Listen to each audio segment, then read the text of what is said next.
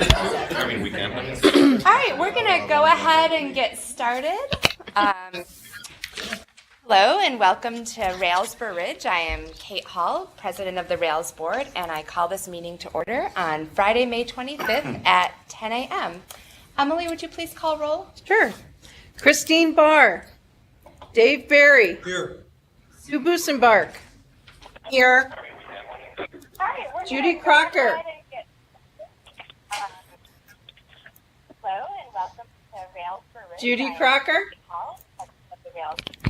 Here.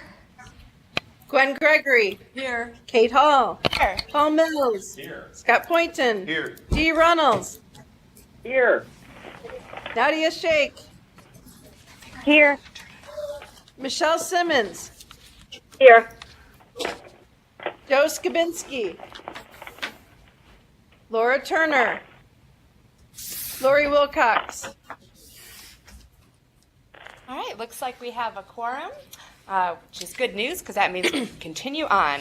Let's go through guests and announcements. Let's start here in Burr Ridge. Dee, would you like to start us off? Sure. Deirdre Brennan. Ryan Hebel. Emily Feister. Jane Plass. Jim Krieger. Mary Witt. Ann Slaughter. Joe Philippek.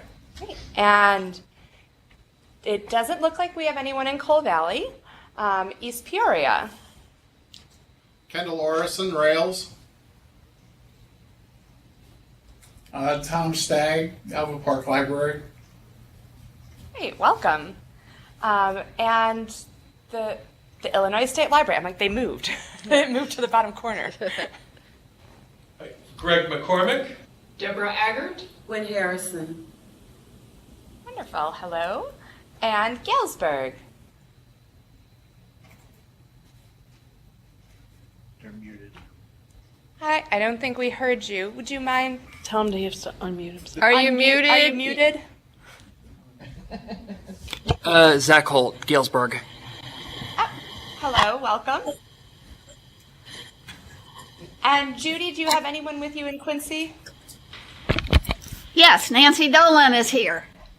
Oh, wonderful. Hi, Nancy. Hi, Nancy. Hi. Right, and do we have any guests on the phone?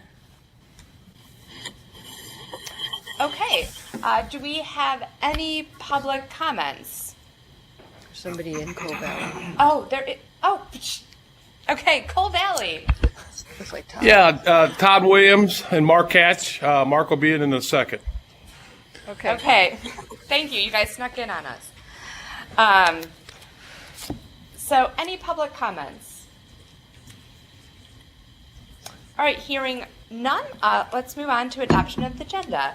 May I have a motion and a second for adoption of the agenda?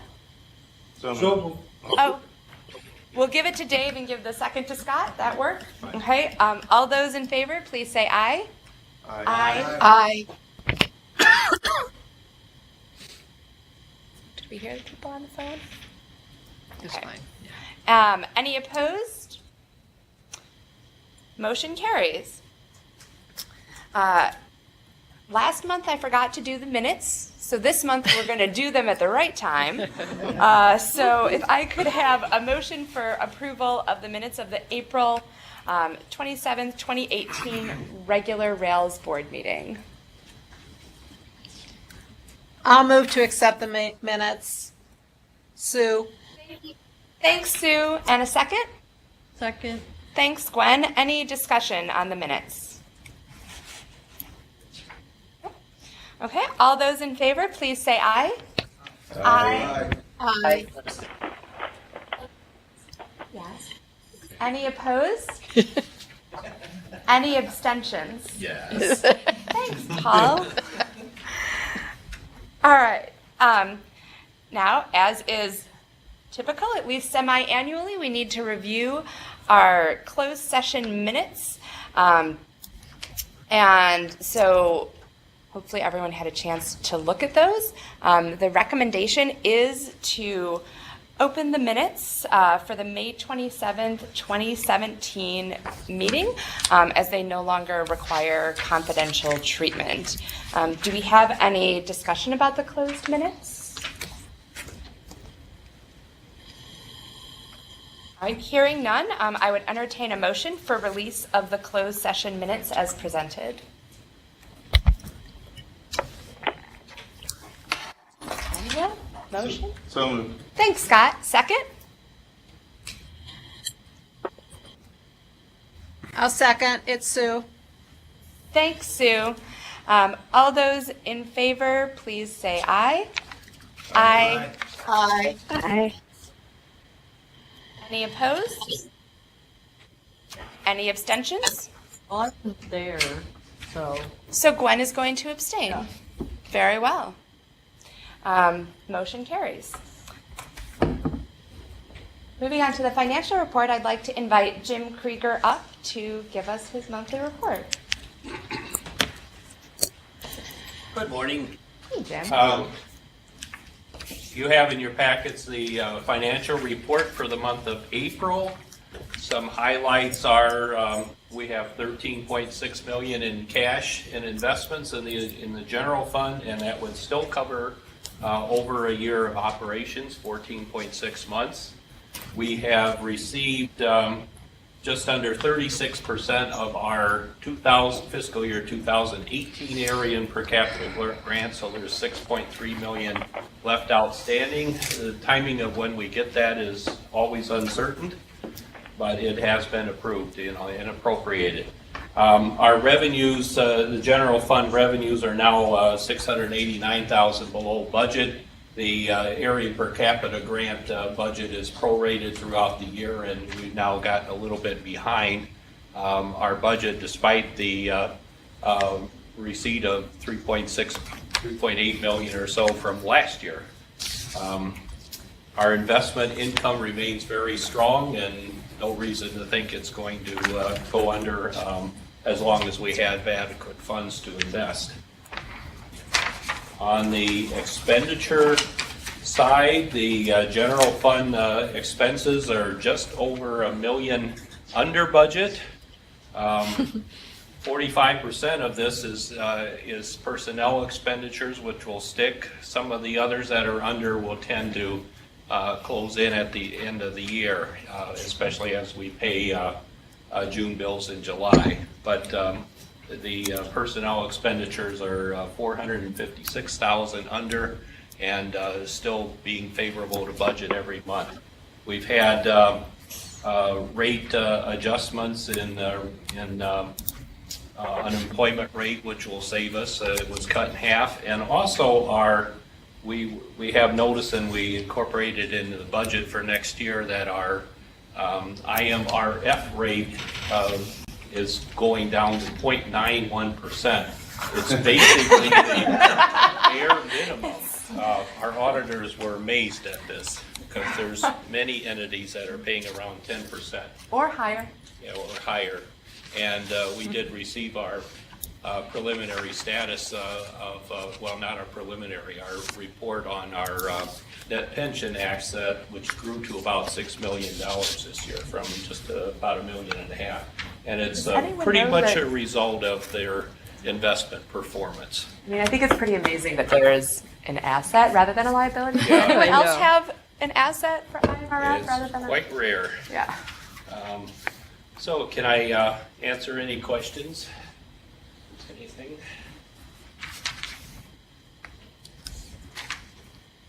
All right, thank you so much, Jim. Hearing no questions, may I have a motion for approval of the financial report for April 2018? So moved. Thanks, Paul. Thanks, Dave. All those in favor, please say aye. Aye. Aye. Aye. Any opposed? Motion carries. Surprise, surprise. As always, Again. you get to go again. Would you like to take us through the expenditures? Yeah, see, the listing of the monthly expenditures are at the back of the report. For the month of April, they totaled $847,252.42. And they're pretty much typical expenditures for the month.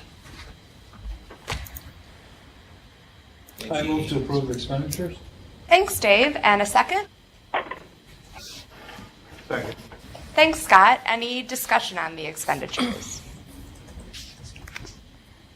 All right. Hearing none, could I please have a roll call vote? Sure. Dave Barry, Yes. Sue Busenbark, Yes. Judy Crocker, Yes. Gwen Gregory, yes. Kate Hall, Yes. Paul Mills, Yes. Scott Poynton, Yes. Dee Runnels, Yes. Nadia Shake, Yes. Michelle Simmons. Yes.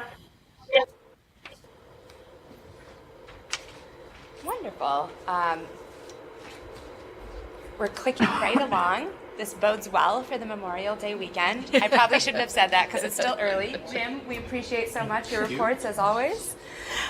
So I don't really have a long report. I did just want to thank all of the board members for turning in a self-evaluation of Dee.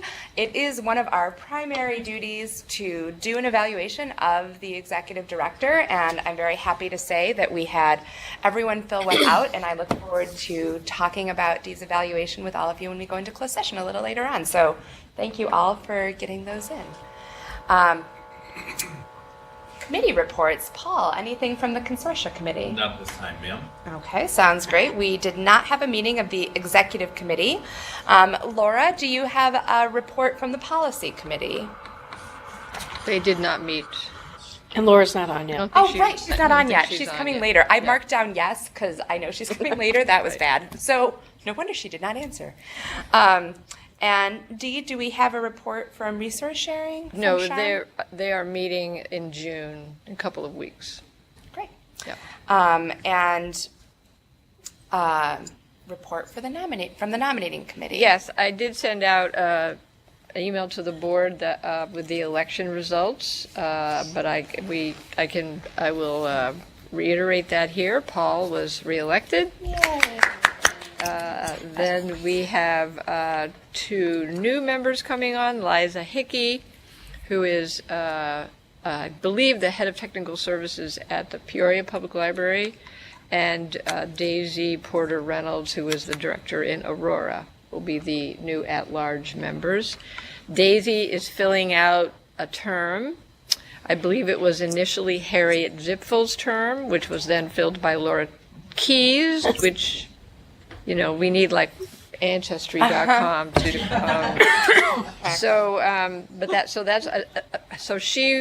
The term has 1 year to go, so that term will be up for re-election again next year. And then on the trustee side, we have Thomas Stagg, who is with us in East Peoria, and also Jay Caston from Vernon area, and Michael Campbell from Fox River Grove. So I think it's going to be great. Yes, well, we're looking forward to having you on the board with us. Yes, and the nominating committee is now engaged in coming up with the slate of officers for next year, and that will be presented at the June meeting for the election at the July meeting, and of course, it's only a recommended slate. You know, there can be nominations from the floor, etc., but that's where we are in the process. Great, and we'll be inviting all of our new board members to also join us at the June meeting. Yes, exactly. So we'll Yes. hopefully get a chance to meet them before they officially start. Exactly. Wonderful. Thanks, Dee. Mm-hmm. Would you like to move into your report?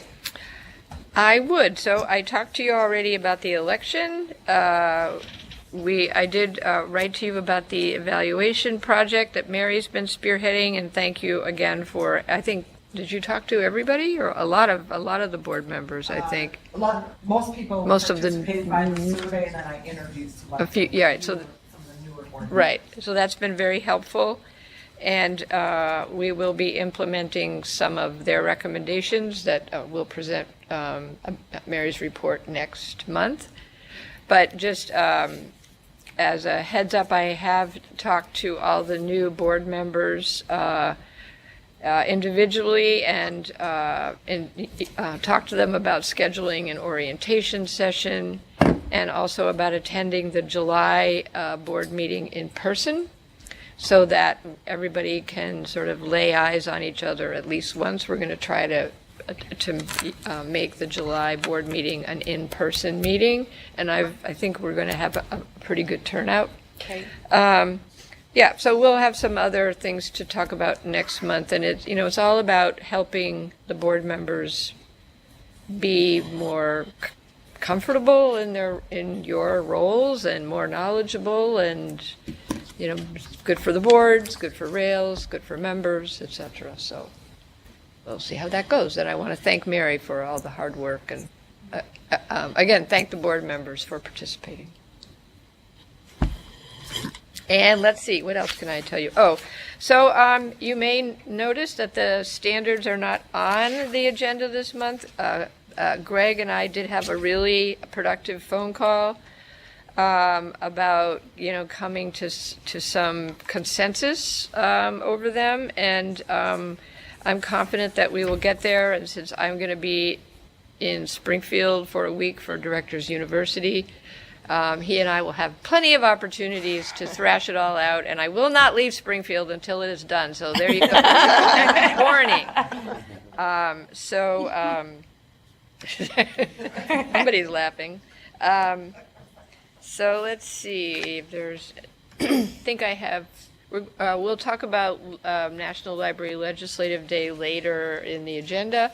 I did want to say we had an excellent event here, a very unusual, wonderful event here yesterday. We had 13, I think, representatives of the Capital Library District from Beijing, China visit us. And it was really, we sat in this room for several hours, talked with them, and did a presentation and answered their questions, and they answered some of our questions. Thank you, Kate, for coming. Laura Turner was here. A lot of staff was here. It was really... Laura, I thought it was wonderful. Laura brought yes, one right. of her colleagues, one of another librarian from Caterpillar, who's fluent in Chinese. That and was a big that help for the was translator. Wonderful. That's yes. So it was really great, and we took lots of pictures, and we'll write up a kind of a summary. It was really interesting, and I think we were all struck by how much we take for granted. Mm-hmm. I mean, for example, when the word Google came up. Well, they don't have Google, and they were very interested in YouTube, but they don't have YouTube. And trying to explain to them about consortia and boards of trustees. I skipped right over FOIA, and they. I had it on the. No, this would not go well. So it was fun and very interesting. So I thought it was fascinating how they had kind of little clusters of people that were interested in certain things. So Yes. some people asked lots of questions about the governance structure. Yes. Other people were very interested in the ILS systems Yes. and how IT. the products worked and how does IT do stuff and where does Rails fit in, and then a lot of questions about resource sharing. That seemed to be a very unique concept to them. Yes. There was, explaining the delivery and how long items remain on hold and picking things up at other libraries was. And I want, in particular, the state library to know that we gave them multiple copies of the Illinois library laws. They pored over them during the meetings. Yeah. They took them back with them. I think if they weren't so heavy, they would have taken one for each person because Yeah. they were fascinated by that. Also by your book, the Illinois, the Heritage. 2013. Yeah, the Heritage. I'm sorry, I'm blanking on the title, but it's a history of the state library, essentially. Fascinated by that.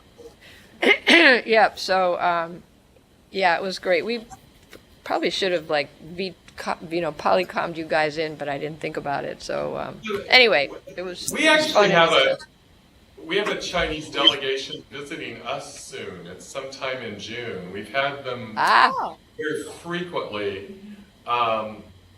It's not the same group, obviously, but they're always very gracious to be here. Yes.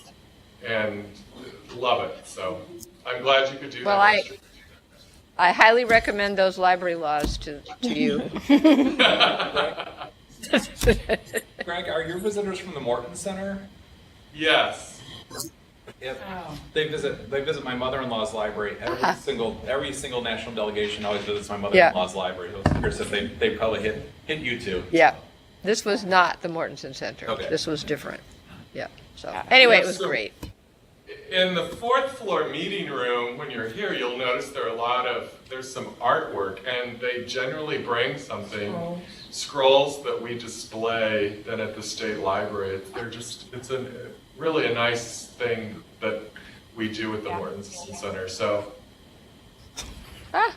Well, maybe we got a beautiful fan, And the stamps, which we got that too. Great. Maybe we should frame that. Yep. Sure. Yeah. Yeah, the stamps were beautiful. It was Yeah. celebrating the 100-year anniversary of the Capitol Library in Right, Beijing, and right. they were all library themed. And Yeah. Yes. Okay. We'll do that. So- Yeah. So I think that's all for now. all right, does anyone have any questions for Dee? Okay, well then we will move right into the Illinois State Library report. How are you guys doing? Very good, very good. Actually, a busy day here in Springfield, even though it's before the holiday. The legislature is here. There is, and that's part of what we'll focus on now is really we're looking toward the FY19 budget.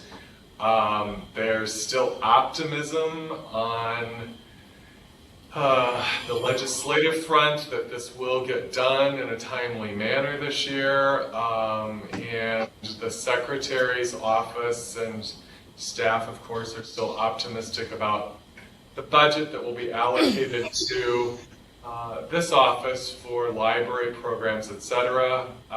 We're still holding to, we believe, for the library systems and actually for all library grants, that we'll see what is at the FY18 levels, which there's been a lot of grant activity in the news of late, and it's all been very positive, I believe.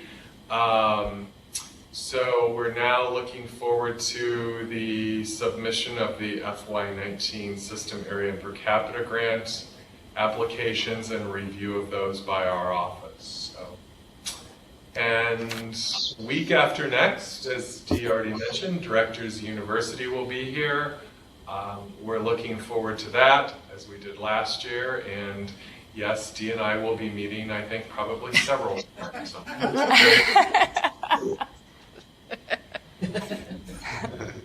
Wonderful. Well, I just want to say thank you for the support with Directors University. I'm on the committee this year, although realistically, Joe Philippic, I think, does 95% of the work.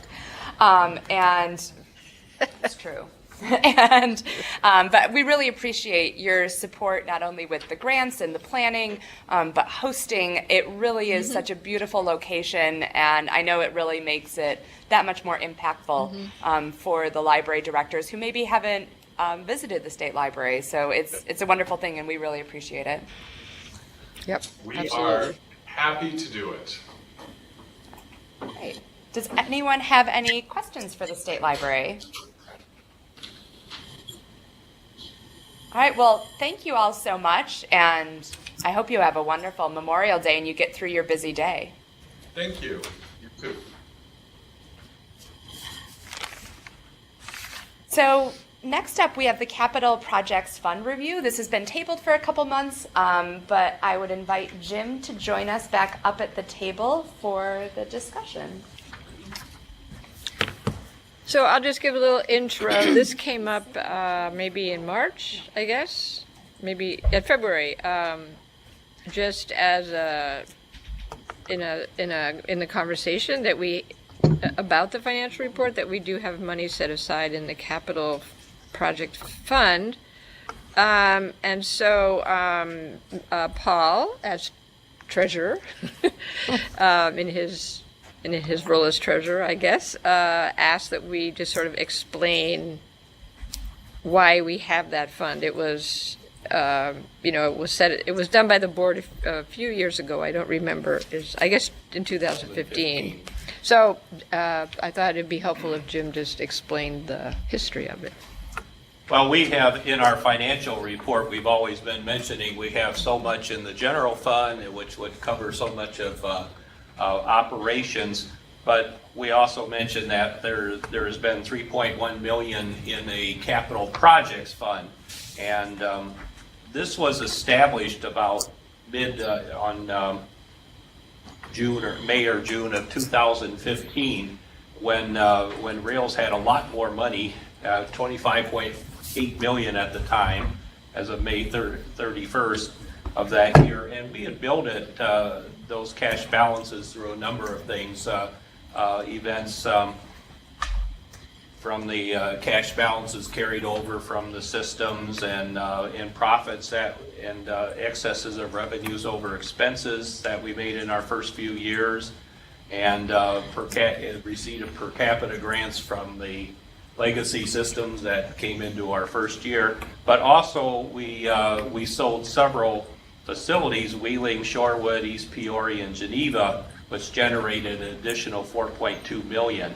And the board at that time thought it would be a good idea to earmark these funds to fund our capital needs in the future. So at the end of that fiscal year, we transferred 4,189,465 of that fund cash and investment balance and formed a capital project fund. And we have, since that time, we have funded all of our capital spending and segregated it into one fund. So since the establishment of that, we've recorded capital expenditures of just over $1,100,000, and we had a fund balance of $3,056,038, which remained steady for the last couple months. But this last week we received 3 vehicles, and we've had another disbursement of just under $80,000. So our balance now is just under $3 million. But this is these are funds. We are not funding the capital projects fund, and this would we have a balance in there that would last for a number of years, depending on what our capital spending is. We generally think that we'll be spending $200,000 to $400,000 a year, although our budget for next year is a bit above that. But it may or may not be realized. But most of the spending would be on delivery vehicles and improvements in the Burr Ridge facility, but nothing major as we've done our renovation. But we always, if things did get very dire and somehow we didn't receive any cash for over a year or a year and a half, we could dip into this fund to subside us. But at this point, I'd recommend that we keep them separately, and we have a separate accounting and fund that funds our capital expenditures. And I am not, there are no new funds going into this. The interest that's earned on these investments, I'm crediting to the general fund.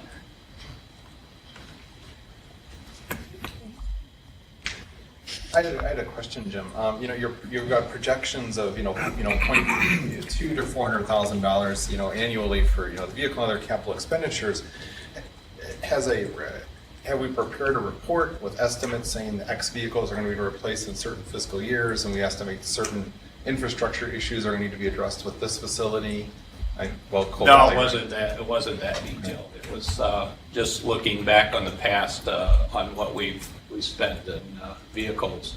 But we have in the budget for next year $250,000 for vehicles, which is in this range, and then we do have some capital spending, but we also have about $150,000 of potential capital expenditures to build out if we lease different facilities, and that's very iffy in a guess right now. So, with vehicles being so critical to our operation, I can see that's just something that's I think always going to be part of It's our going to be ongoing. operational budget, yeah. You're thinking of more of like a capital improvement plan? Is that what you're getting at, Paul? Yes, with, particularly with this facility, and we still own Coal Valley. We do. So, So if and when Coal Valley sells, I assume would those proceeds go into this fund? And this is how this fund began, right? I think we probably would. We haven't really addressed that, but I think we would. Yeah, I mean, it would come to the board, but I think that makes sense and is consistent with how we were treating those funds previously. Yeah. So, and it's interesting. I mean, it's true that, and particularly the way we, the heavy use our vehicles get, they don't really fit the definition of a capital item. They certainly don't last 10 years or whatever that traditional definition is. On the other hand, you put a lot of. This year we have a substantial. I mean, next year we have projected a substantial amount of money in the in our support for libraries joining consortia because of Nick going into Prairie Cat, and in a sense that's almost a. I mean, it's not really a capital, but it's a one-time cost. I mean, so those definitions get a little fuzzy of what's operational And a capital item is any type of equipment or vehicle or buildings and improvements that meet a $5,000 per unit threshold would be recorded as a capital item. But they are used in our operations, obviously, especially delivery vehicles. What I don't remember from the Burley facility, certainly we had the improvements that occurred in the past 12 to 18 months, which were necessary, and that came, I know, out of an examination of the building, what we need to do to make it functional, keep it safe, good environment for rail staff. What I don't remember, were there any other recommendations that came out of that saying that, in X, was it in 5 years, you're probably going to have to do this, things of that nature. tuck pointing needs to be, right? Isn't that what we're doing next year? That's Right. in the budget for next year, Yeah. So we do have those things in. We've got some, budgetary numbers attached to that, projections, I should say, of things we need to address in, say, the next 5 years. I think it would be a really good idea, though, to have a in-depth discussion of our facilities, including this one, because maybe in July or August, because we do. It's there are potential changes on the horizon because our leases are all coming up, and if we do make some of the suggested changes that the LASA study recommends, that would mean moving some delivery from East Peoria over to Coal Valley, and Coal Valley can't handle that, and the building. I mean, so maybe give us a couple months to figure things out, and yeah, I think that would be really helpful for all of us. Yep. Thank you, Jim, for putting that together. and are you also thinking, Paul? I mean, it sounds like this is what you were getting at, but I don't want to put words in your mouth. Also, for some of the ongoing facilities maintenance with,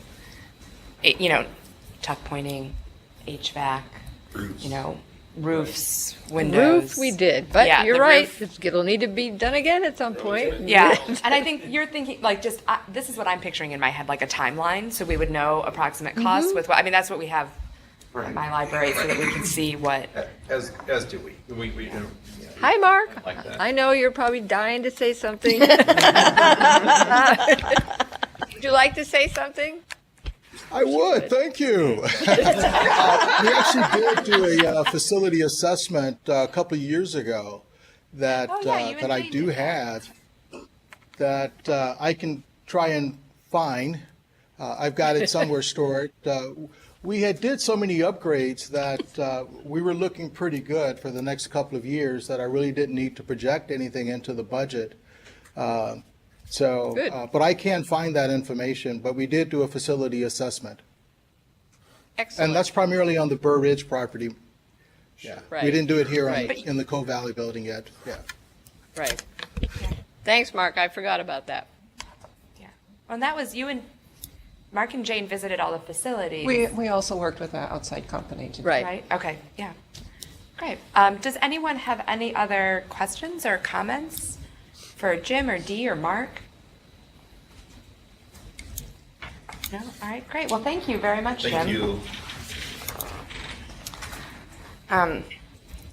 So, Mark, you're up next. The participation agreement and resolution for the cooperative job order contracting. I know you provided us with a nice summary, but do you want to give us a quick rundown? Sure. Job order contracting, JLC, is a collaborative construction project delivery method with an on-call contractor, with fixed pricing, which is going to save us money in the long run. I reached out to U.S. Communities when I had heard about this type of structure. U.S. Communities recommend that I reach out to the city of Naperville because they had a contract in place. They went through the procurement process June of 2011, and they allowed governmental entities, public entities, to piggyback onto their existing contract, which goes through July of 2019. I think the process itself will definitely save us time, save us money. I like the idea of having a fixed rate and dealing with a contractor without having to go out for bid, because that is quite time consuming and quite expensive. I'm hoping that the board will approve the resolution and allow us to participate in that job order contracting agreement with the city of Chicago the city of Naperville. And the company, I don't think I shared the name of the company, was F.H. Passon, which is a extremely large organization, construction company that's around the city of Chicago that would be able to expedite a lot of our projects that we have. The tuck pointing project that we've got scheduled this year, and then any other future projects, we would be able to utilize that. It would be a contract directly with us and P.F. Passon. We would naturally allow our attorney to review those contracts before we sign on the dotted line, but our attorney actually did review the city of Naperville's contract and thought it was great. There were no gotchas as far as Rails was concerned, and recommended that it would be good for us to participate in as well. Great. So I have a question about prevailing wage. So if it's fixed cost, I'm presuming that they're still checking against prevailing wage and that would still apply because that is the law. But then what if something, I don't know if this would even be possible, but what if one of their fixed costs was below prevailing wage? How is that handled? Well, within the contract, prevailing wage is automatically included. It wouldn't be Rails that would be on the hook for that. It would actually be F.H. Passon. Because if they're ever audited, it's their payroll that's actually audited, and so they would be the ones that would be in trouble if they were not paying prevailing wages. But my understanding, and when I reviewed the contract, prevailing wages was actually included in the agreement. Okay.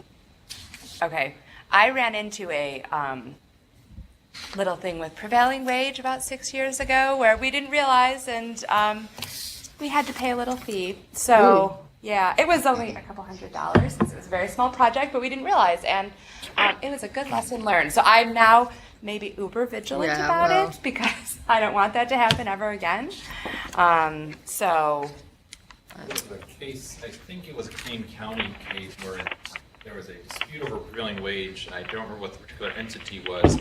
And initially, a fine was to be levied against the unit of local government, but the unit of local government actually could demonstrate in all their paperwork and contractual agreements they required prevailing wage. Yeah. So that the IDOL, rescinded that, and of course the fine was levied upon the contractor. Sure, because of course.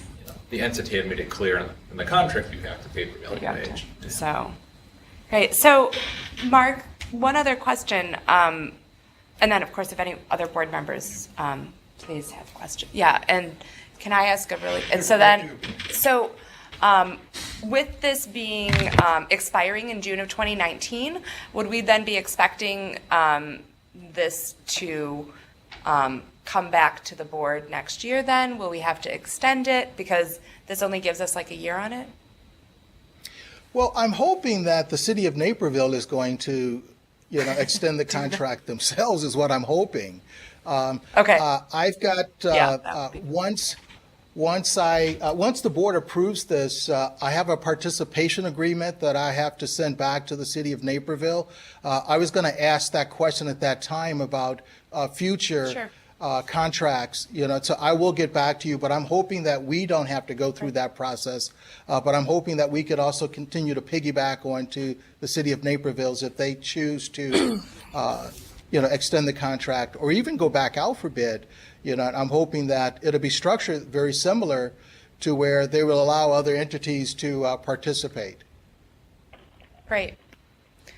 Dave, you had a question. Yeah, I have a couple questions. First question, how did you hear about this? Believe it or not, I saw it. I'm sorry, Dave. I actually saw it on the director's listserv. Someone had spoke about it, so I started researching it, and then when I contacted U.S.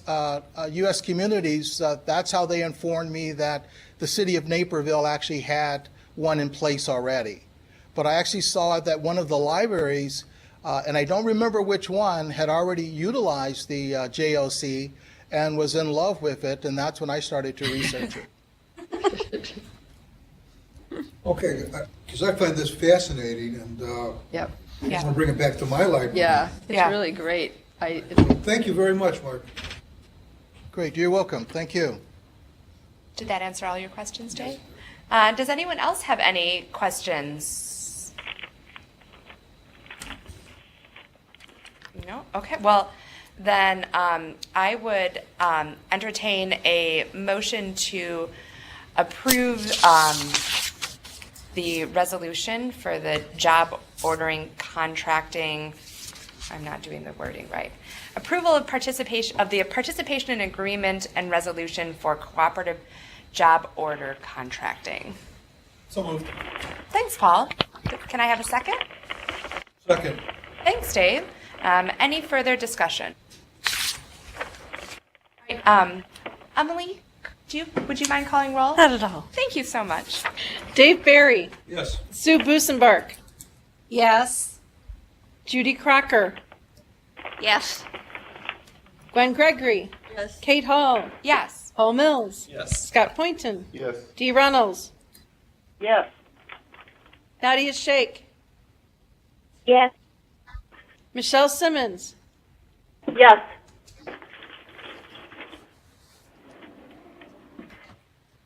I keep thinking that Laura's here. Laura's still not here, which is fine. I just keep expecting, wait a minute, we're missing. No.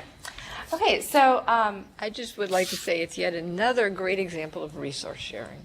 yes, Right? yes, it Working is. together. Yes, it is. Save money, share knowledge, etc. So, Which is wonderful. yep. I don't know, it sounds like a CE event. It's on the director's list already. I guess, know, but yeah. I mean, I think just understanding how to do this in Yeah, the process that's true. would Yep. be very helpful. Yep.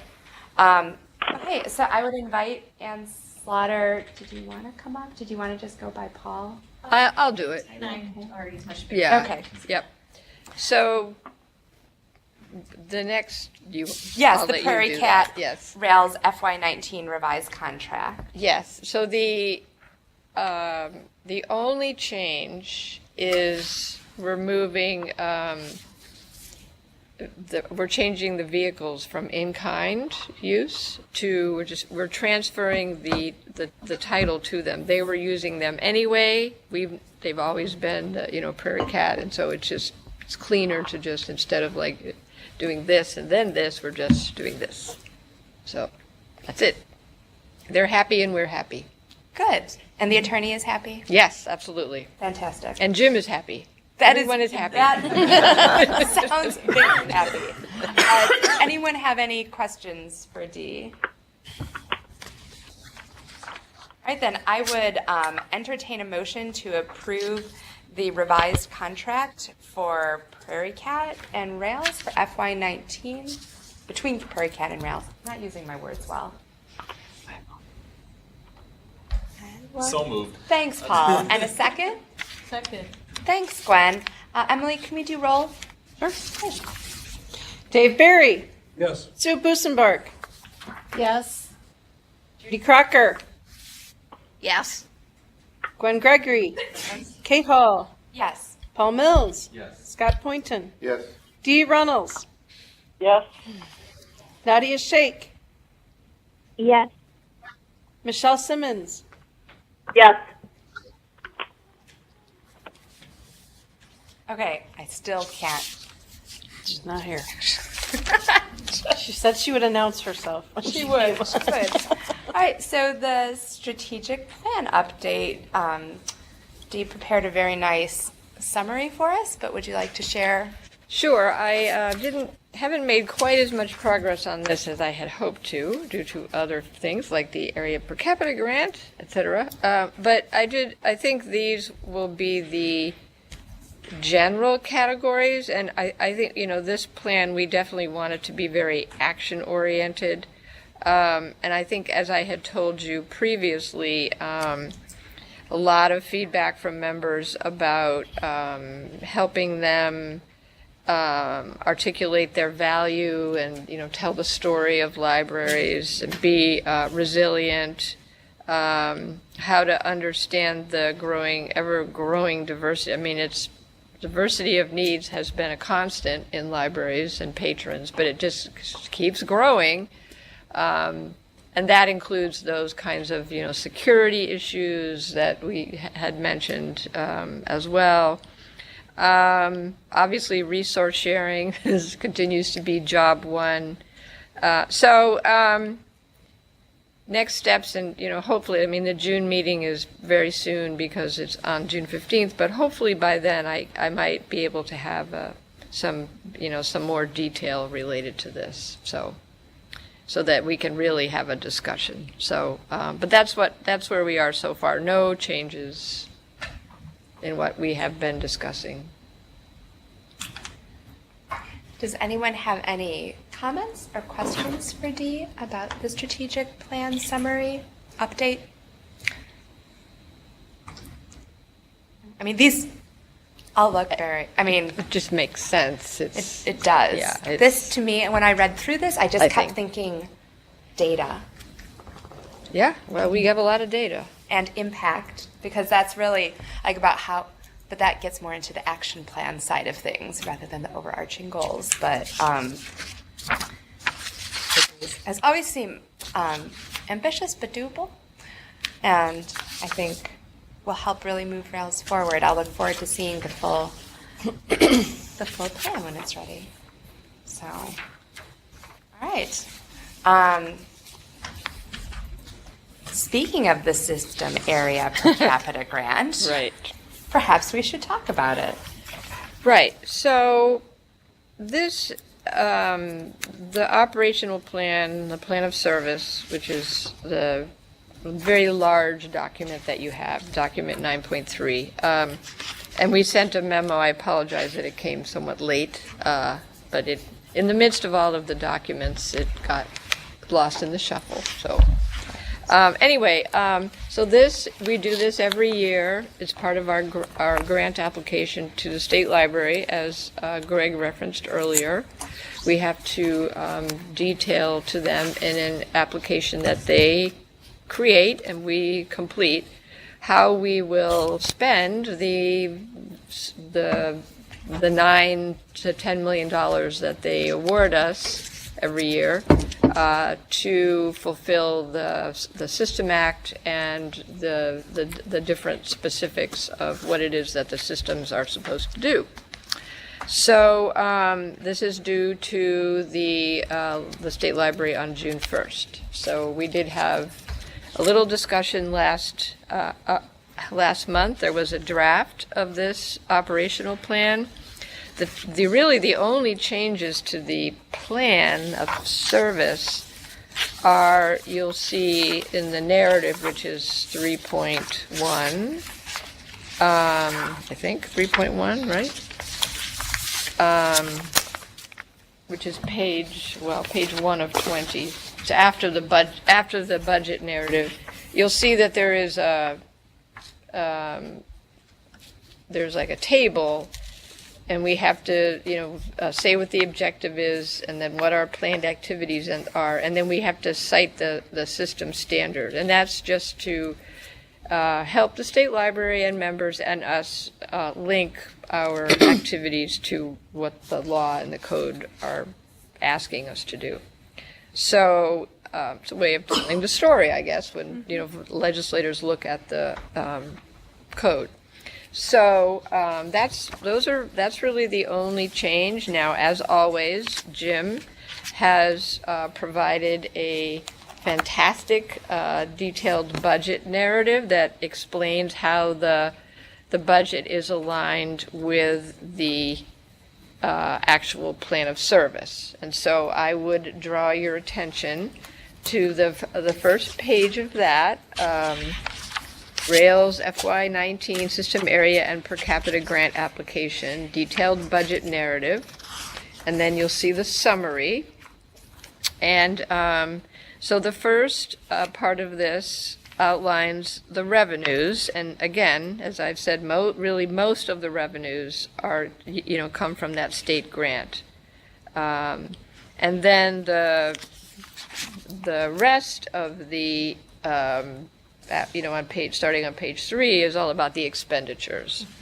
Something that I found very interesting is that, as you'll see on page 3 under expenditures, our personnel-related expenditures are going down to 43.2%, compared to what they were in this year. Now, of course, that's because the Prairie Cat staff is moving off. But still, I think it's interesting that we are not a staff-heavy organization. It's a lot of, contracts that, deliver direct service to members. So I think I will turn to Jim and see if there's anything in particular you want to point out, Jim, since you wrote this lovely... It's quite a change in our cost structure. Yes. With the Prairie Cat people formerly being employees, and now they will be Prairie Cat employees, and we will, instead of collecting revenues from them to partially offset our expenses, we are going to entering a similar arrangement to Swan, where we give them a quarterly check. And so our support of them is primarily going to be a direct financial, but we'll still continue with our other support, such as accounting services and facility usage and things like that. The other, you'll notice this is a very, very tight budget. The revenues exceed the expenditures by less than $5,000. But they do exceed the expenditures. Yeah. They do. But it is a very tight budget. The new things on it are a significant increase in the grants to help member libraries join LSAPs. We went to 600,000 in that, and that's a tentative budget, but it's based on who has expressed interest in joining. So that should be a non-recurring item, especially of that magnitude, although we hopefully will still have more in the future. The other is the the initial expenses for Find More Illinois, which were just under 170,000. At some point, this is us funding the pilot program, but at some point that should become pretty much a self-supporting operation. But those two items coming into our expenses is what really narrowed our budget. There's a number of other expense areas that where the budget for this year is less than last year, and some of that is just adjusting for actual where we did better, but that's basically how we did that. The fuel costs are a big unknown. I budgeted a market price of $3, which is now looking low, but last year we budgeted $2.70, I believe. And so we'll have to see on that, how that works. And Doesn't matter, we have to pay it anyway. I mean, you can only try to Yeah, get as pay close it. as you can. Yeah. It's like snow removal. Estimate What are you best gonna do, as you can. stop, you know? You- So, But Mark is, Maybe in Florida. through the year, is still working on, with LASA, on how we might improve our routes and our fuel usage, and Right. so we'll see how we do with that. we do hope, I think there's some possibility that 600,000 number will go down, because it is based on preliminary quotes about the project to particularly to move the Nick libraries over to Prairie Cat, but Well, we have to estimate high, though. yeah. Yep. So I might add that there's a one little section that's not in this report. It was the budget expenditures per strategic plan goal. I wasn't able to complete that by the board meeting, but it's a percent allocation of our, it's an estimated, of course, percent allocation of our expenditures per strategic plan goal. For fiscal year 19, resource sharing went up to 76% from 74.2% last year, and most other areas went down accordingly. And of course, the main reason is the two major expenditures that I cited, the increase the expenditures to join help member libraries join LSAPs and the Find More Illinois, both of which we allocated 100% to resource sharing. Does anyone have any questions for Dee or for Jim? No? Anyone? I don't want to forget the people on the phone. Are there any questions or comments on the phone?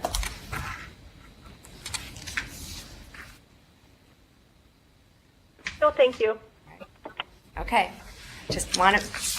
Don't want you guys to feel forgotten.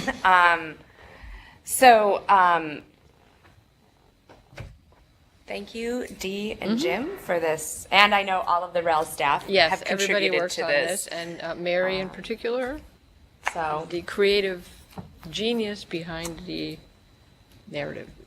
I always find this incredibly helpful, just for my own library, to inform my own board about the things that are happening at that higher level. And I feel like this is always such a great place to start with that. So thank you for all of the care and attention. I would entertain a motion to approve the system area and per capita grant application as presented. So moved. Thanks, Dave. And a second? Second. Thanks, Scott. Any further discussion? All right, Emily, would you call roll? Sure. Dave Barry. Yes. Sue Busenbark. Yes. Judy Crocker. Yes. Gwen Gregory. Yes. Kate Hall. Yes. Paul Mills. Yes. Scott Poynton. Yes. Dee Runnels. Yes. Nadia Shake. Yes. Michelle Simmons. Yes. And that concludes. Thank you so much, Jim. Yeah, thank you, Jim. All right, for our board development topic this month, we have National Library Legislative Day report. So I'll turn it back over to Dee. Oh, okay, thank you. Or, I figure you can I Sure, did go I'll as start. well. It Yep. was wonderful. Right, so I think it was better, and you'll be interested in this, Dave, because you've been there a couple times. So there's new staff in the Washington office and of ALA, and they reorganized the briefing session that we all go to on Monday to learn about the issues, and they really focused the issues down to 3 and almost 2 really, and Yeah. as opposed to like 9 or 10. which I found to be very helpful. And frankly, it's what I always did anyway, was to Yeah. focus on the big stuff like the money. So so we talked about the LSTA funds, and we talked about reauthorizing reauthorizing IMLS and LSTA and funding LSTA at the level funding it or an increase, hopefully. And then also about net neutrality if it was appropriate. And in terms, when we met with Senator Durbin, it was very appropriate to talk about net neutrality because he is very interested in it and had just held some sessions in Illinois with libraries about net neutrality. So, I thought it went really well. We had a pretty large delegation, as we always do. I wish we had more people from outside of the Chicago area because that was remarked upon by Senator Durbin's staff, actually, and I don't know quite what to do about that. But I did say to Diane Foote that potentially who is the ILA executive director, that I think we need to find a way to encourage people, librarians, trustees, friends who don't have the ability, financial, time, whatever, to go to Washington to meet with their legislators in the districts. Yeah. Because the federal funding is really important. It's really important. It leverages the state funding and vice versa. So, I mean, it helps with the state funding, and the state funding leverages the LSTA. So I think somehow we have to get more people involved. Next year, it will be different because ALA annual conference is in Washington, D.C., so there won't be a separate event in May, and then it remains to be seen what will happen after that. But it's very important to go and talk to people. And it makes a big impact when you go down to DC that you're taking the time to go and do that. That was remarked upon. This was my second year going, and I had no clue what I was doing last year. I followed Dee around and did what she did, and that seemed to work really well.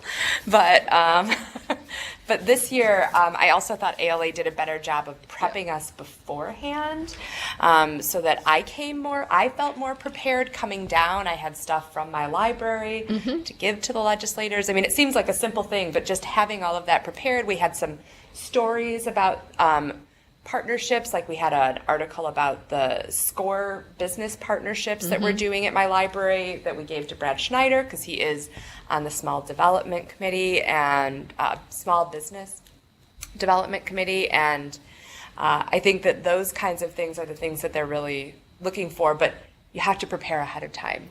Because if you go to the briefing the day before you're meeting with your legislators, that doesn't give you enough time to really put it all together. So that prep work is essential, and I thought they had a really great series of webinars this year to really help you understand from the legislators' point of view. Like, they have like 13 meetings a day. So if they spend more than 15 minutes with you, that means that they're pretty engaged. It doesn't mean that they're trying to hustle you out, and that the average staff age is 27 years, and that they typically work 70 hours a week when they're in DC. And so those things just help, I think, give you at least they gave me a better perspective on how to talk to the legislators and what they're going through. I'm very fortunate that the legislators for Northbrook are all incredibly supportive of libraries. And so, they want to know, well, what can we do to help you guys more? And they voted yes on all of the legislation. So we're very lucky in certain legislators we have, but it's still important to tell them and thank them for their work. Thanking them is very important. They do work very hard. So yeah, Gwen. Well, it would be great if there was some way that ILA or Rails or somebody could provide some kind of financial support or scholarships or something to get people to go. Yeah. Because right. It's kind of expensive, probably. It is. It is expensive. And I mean, I no question. Feel very fortunate that my library can send me, but that at my last library, there's no way we would have been able to do that. So yeah, I agree. I think that would be wonderful. And that was something that I think we recommended to Diane at ILA to see if there was maybe something we could do to have a scholarship fund, much like they do for like ALA conferences. I also think that one of the other things that Senator Durbin's staff remarked upon was that they had some people from the National Endowment for the Humanities come, and they brought students with them, and how impactful that was. So bringing people from library schools that are working in libraries. I have a staff member right now who is finishing up her undergrad and going to library school, and she's amazing and has been doing programs and all sorts of stuff and is very engaged, and this is going to be her career. And people like that we can target and bring to talk to them shows that we are not just there speaking on our behalf, but that we are fostering the next generation of library leaders. So, but failing getting more people to DC, I think the district visits is another way to do it. And in order to it's something that I personally am not 100% comfortable with advocacy. I would say I'm like 50% comfortable at this point, but I think it's one of those things that you have to push yourself to do, and that the more you do it, the more comfortable you become. But it's definitely not something that I'm like, hey, like I make an effort to call all my legislators just to let them know like the cool stuff happening, because it's all about the relationship building, and that takes time. That doesn't happen overnight. So, do you have anything else you'd like to add on that? Does anyone have any questions about National Library Legislative Day? Chatty bunch today. We did chat about some things. All right, well then we will move. Oh wait, did someone just say something? Nope. Oh. We will move into Rails board member reports. This is a chance for board members to share interesting things that are happening at their library, or things that you would like all of us to know about. We've had some really cool updates in the last couple months, so does anyone have anything that they would like to share this month? Gwen.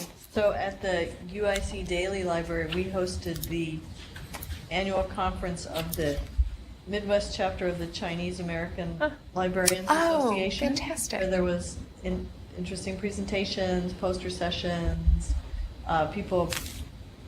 many people from all different states were there, as well as people participating online, so that was a nice event. There was an interesting poster session by a librarian who is from China but is studying at UIUC, talking about, it was making me think about the visitors you had, about like a gigantic sounding program that the Chinese government gives all these materials to local villages to start village libraries. Wow.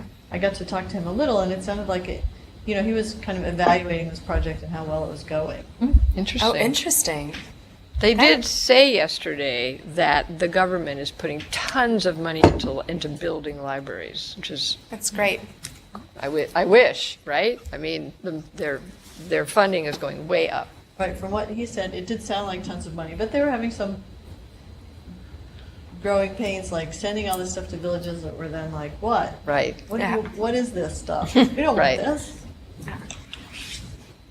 Yeah. Got to have some infrastructure. Right, so that was a great event. Sounds That's amazing.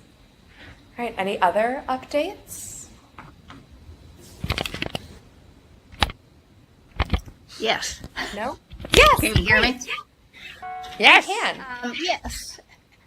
Our director, Nancy Dolan, who's been with us for about 10 years, has recently announced her retirement effective August 3rd. So the Quincy Public Library will, in the near future, be starting a process to search for a new director, and would appreciate your keeping us in mind as you know of people who might be interested in that position. Well, we're sorry to hear that Nancy is retiring, although I'm sure that, Nancy, you are not sorry. But we will definitely try and spread the word, Judy. Good luck with your search. Thank you. You're welcome. Paul, you have something? Just a personal update. I'm very happy to be back at the Rails board meeting, having missed the last two due to a very significant eye injury, but I'm back here now and happy to be back. Yay. And we're happy to this have meeting. Yes. Being able to see at the meeting, too. That's a good thing, too. We're happy to have you back. And I will mention just one thing, which is that our new makerspace, the Collaboratory, opened on May 7th. It was a soft opening, although apparently the patrons did not know that because we have been very, very busy. In the first 2 weeks, we've had almost 800 visitors. Wow. Awesome. That's wonderful. Yes, but we were hoping for a soft opening, crazy. but it's really wonderful. We had a gentleman come in the first couple days who does ham radio. He was so excited about all the stuff in the space. He brought his entire club back. They used the embroidery machine to embroider their call signals on their jackets, and they made name tags on the laser cutter and said that they are going to come back, and as soon as they can come up with some more projects, that they thought that this was the coolest thing. We also had a young student who does scuba diving, and so she took one of her wetsuits and was embroidering a hammerhead shark on it.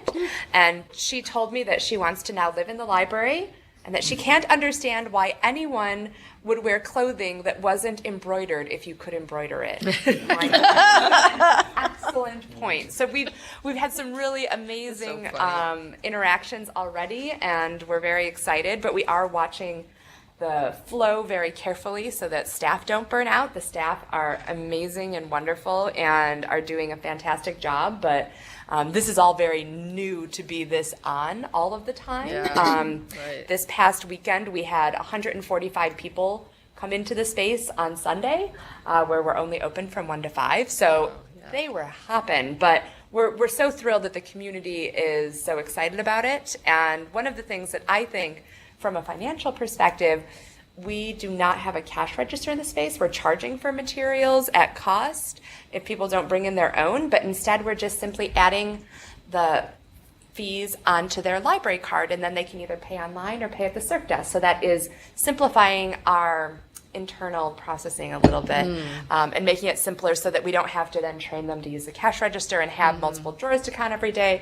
So we're very excited, and that seems to be going incredibly well. So so I will be inviting all of you when we have our official grand opening later this summer. And I would invite you now, but we're trying to just slow. But if, of course, anyone would like to come and visit, I would be happy to take you on a tour. It is I might be a little biased, but it's a really amazing space. So we're very excited about it. Does anyone have any other reports? All right, so we're going to do agenda building for the next Rails board meeting, and then we'll go into closed session. So we are meeting 1 week earlier on June 15th, but we're meeting at 1 p.m. again at the Vernon Area Public Library, and I hope that as many people as will join us early for the networking meeting and lunch. It's a great opportunity to connect with libraries in the area who come, and newly elected board members are invited as well. So I hope I'll see a lot of you in person there. We do have some things on the agenda. The prevailing wage ordinance. We'll be discussing the board meeting schedule for the next year and the nominating committee's proposed slate of officers. We'll also have Mary's report from the board evaluations, or the board surveying that she's been doing, and we'll also possibly be discussing the membership standards. Then later on in July or August, we'll talk facilities. Is there any other agenda items for next month that anyone would like to put forth?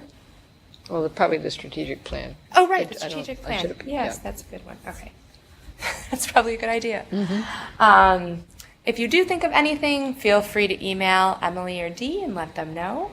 Otherwise, I would entertain a motion to move in to closed session to discuss matters pertaining to personnel as per 5 ILCS Chapter 120, Paragraph 2, Section C1, which states, a public body may hold closed meetings to consider the following subjects: the appointment, employment, compensation, discipline, performance, or dismissal of specific employees of the public body or legal counsel for the public body, including hearing testimony on a complaint lodged against an employee of the public body or against legal counsel for the public body to determine its validity. So moved. Thanks, Dave. And a second? Second. Thanks, Paul. Emily, could you do roll? Sure. Dave Barry. Yes. Sue Busenbark. Yes. Judy Crocker. Yes. Gwen Gregory. Kate Hall. Yes. Paul Mills. Yes. Scott Poynton. Yes. Dee Runnels. Yes. Nadia Shake. Yes. Michelle Simmons. Yes. Kate, this is Debbie Yes. at the City Library. We are going to disconnect and not reconnect after your closing. That is completely fair. Have a wonderful Memorial Day. We'll see you in a couple Goodbye, weeks. everyone. Bye-bye. We'll see you in a week and a half. Bye. Yes. And we're going to take just a minute so that Ryan can disconnect us and so that I can pop out to the hallway for a moment. And we will let then people we know. will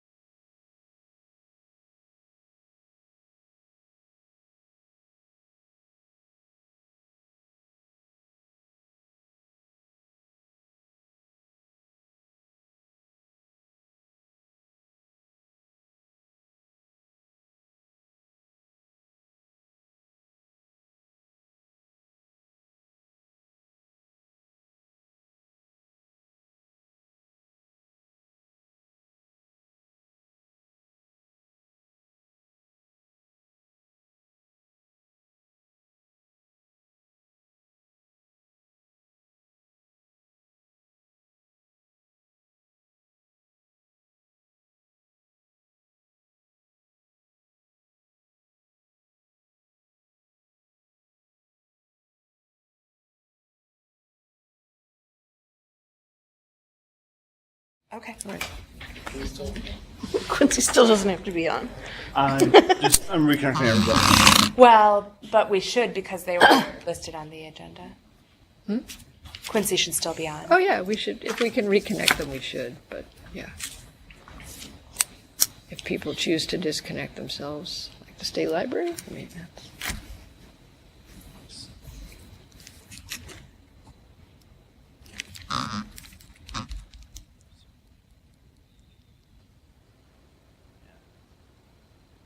While we're waiting, does anyone have any fun plans for Memorial Day? Melting pot to celebrate our 10th wedding anniversary. Oh, that is so nice. You knew you were going to get an right? Looks like state library won't reconnect. They probably turn their unit off. Oh, Or okay. they They did say that they They were said going. that. They, Paul, when's your anniversary? Yesterday was our 10th anniversary, 10th wedding anniversary. Ours is the 28th. Oh, 10? And we are streaming again. Okay. Okay, great. Thank you, Brian. So we are officially back in open session as of 11:47 a.m., not p.m.